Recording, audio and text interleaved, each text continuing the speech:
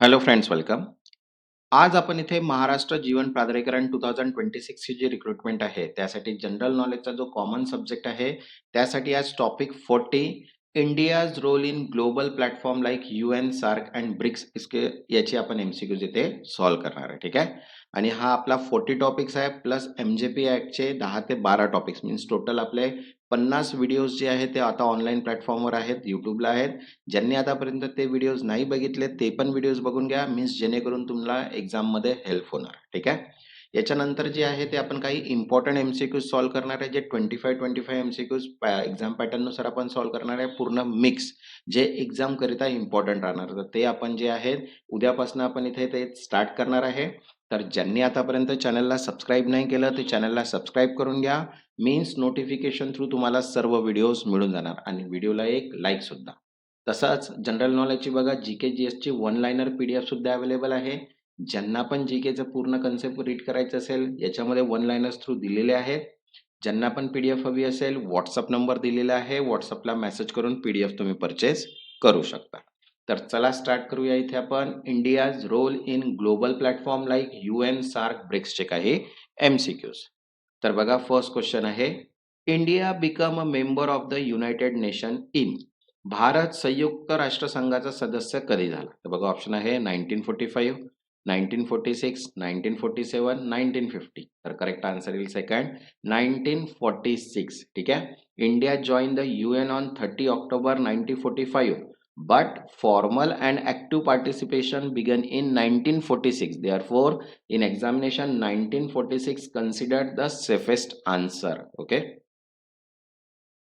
Next, second, India is a member of which principal organ of the UN? भारत युएनच्या कोणत्या प्रमुख संस्थेचा सदस्य आहे तर बघा ऑप्शन आहे first trusteeship council, general assembly, third international court of justice and fourth all of the above. Answer येईल ऑल ऑफ द वरील सर्व.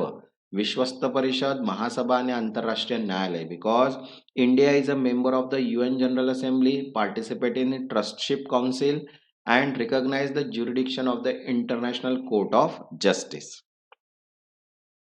Next, third, India has been elected how many times as a non-permanent member of UNSC till 24th. ठीक आहे. Bharat UNSC चे अस्थायी सदस्य किती वेळा झाला आहे तर बघा ऑप्शन आहे 6 टाइम्स, 7 टाइम्स, 8 टाइम्स, 9 टाइम्स. तो करेक्ट आन्सर आहे थर्ड 8 टाइम्स, 8 वेळा. बिकॉज इंडिया हॅज सर्व 8 term as a non permanent member of the UN security council. Next fourth, India strongly support reform of. Bharat कोणत्या सुधारणांचा जोरदार पाठिंबा देतो तर बघा ऑप्शन आहे UN secretariat, second UN general assembly, third UN security council and ICG आंतरराष्ट्रीय न्यायालय. ठीक आहे. तर करेक्ट आन्सर आहे थर्ड UN सिक्युरिटी काउन्सिल सुरक्षा परिषद. Because India advocate reform in the UN security council and demand permanent membership to reflect current global realities.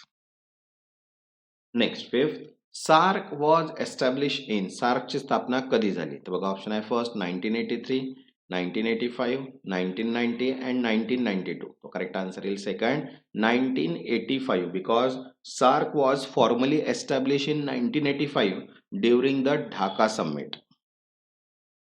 Next six, headquarter of SAARC is located at. सार्कचे मुख्यालय कुठे आहे तर बघा option आहे न्यू दिल्ली, इस्लामाबाद, काठमांडू, कोलंबो. तो करेक्ट आन्सर आहे इथे third Kathmandu. The SAARC secretariat is located in Kathmandu, Nepal. Next seventh, India role in SAARC mainly focus on. SAARC मधील भारताची भूमिका कशावर केंद्रित आहे बघा ऑप्शन आहे military alliance, second regional corporation and development, third oil production and fourth trade sanction. तर करेक्ट आन्सर येईल second regional corporation and development प्रादेशिक सहकार्य व विकास. Because India focus on economic, social and developmental corporation within the SAARC framework. Next 8, which SARC country often create challenges to SARC functioning. सार्कच्या कामकाजात अडथळे निर्माण करणारा देश कोणता तर बघा ऑप्शन आहे फर्स्ट नेपाळ, भूटान, पाकिस्तान, मालदीव्स. तो करेक्ट आन्सर आहे third Pakistan. Because Political tension between India and Pakistan frequently disrupts SAARC meeting and activities. Next 9. BRICS consist of how many countries? BRICS मध्ये किती देश आहेत? तर बघा ऑप्शन आहे फर्स्ट 4, 5, 6, 11. तो करेक्ट आन्सर आहे second 5. BRICS consist of 5 countries, that is Brazil, Russia, India, China and South Africa. तसंच बघा मेकॅनिकल साठी सुद्धा प्रोफेशनल नॉलेजची PDF अवेलेबल आहे. शॉर्ट नोट प्लस MCQs 10 दिवसाचा टाइम आहे आपल्याजवळ अवेलेबल आहे आणि 10 दिवसामध्ये PDF बेटर ऑप्शन आहे आपल्याजवळ की ज्याच्यामध्ये आपण सगळेच टॉपिक जे आहे ते कव्हर करू शकतो. ठीक आहे. तर ज्यांना पण PDF हवी असेल व्हॉट्सअप नंबर दिलेला आहे, व्हॉट्सअपला मेसेज करून PDF तुम्ही परचेस करू शकता. Next 10th. The I in BRICS stand for. BRICS मधील आय म्हणजे काय? तर बघा ऑप्शन आहे first Indonesia, Iran, India, Italy. तर करेक्ट आन्सर येईल third India, because the letter I BRICS is represent India. Next 11. India hosted the BRICS summit in 2021 at. 2021 BRICS परिषद कुठे झाली? तर बघा ऑप्शन आहे first New Delhi, Goa, Bengaluru, virtual mode. The correct answer is fourth virtual mode, because due to COVID-19 pandemic the 2021 BRICS summit was held in virtual mode under India chairmanship. Next 12th.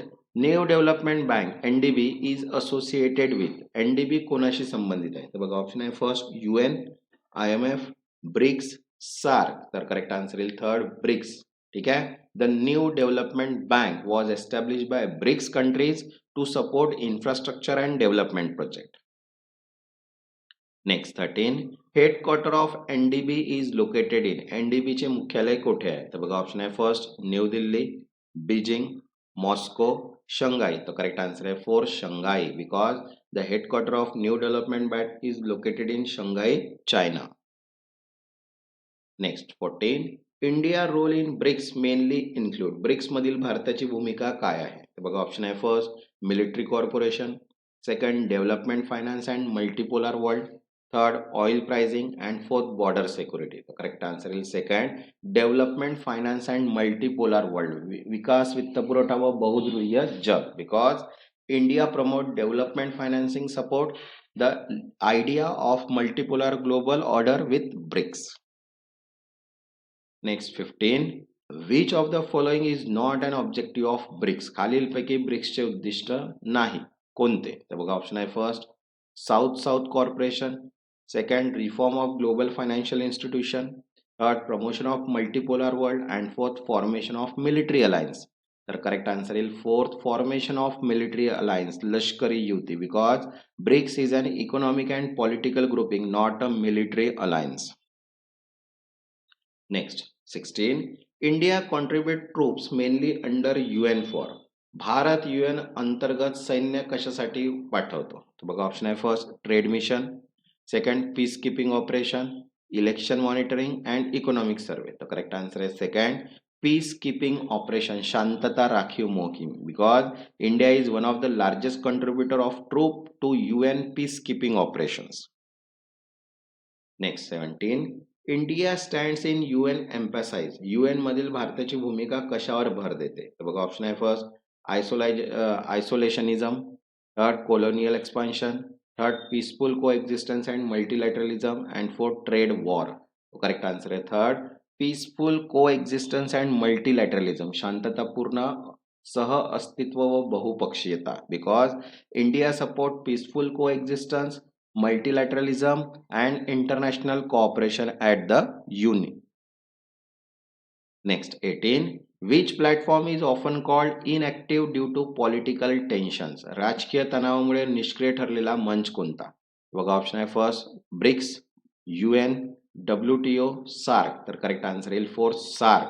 SAARC has remained largely inactive due to ongoing political tension among member countries. Next 19. India support which alternative region grouping due to SAARC limitation. सार्कच्या मर्यादांमुळे भारत कोणता पर्यायी गट समर्थन करतो? तो बघा option आहे BIMSTEC, Asian, OPEC and UE. तो करेक्ट आन्सर आहे BIMSTEC, because India actively promote BIMSTEC at the effective alternative of regional corporation.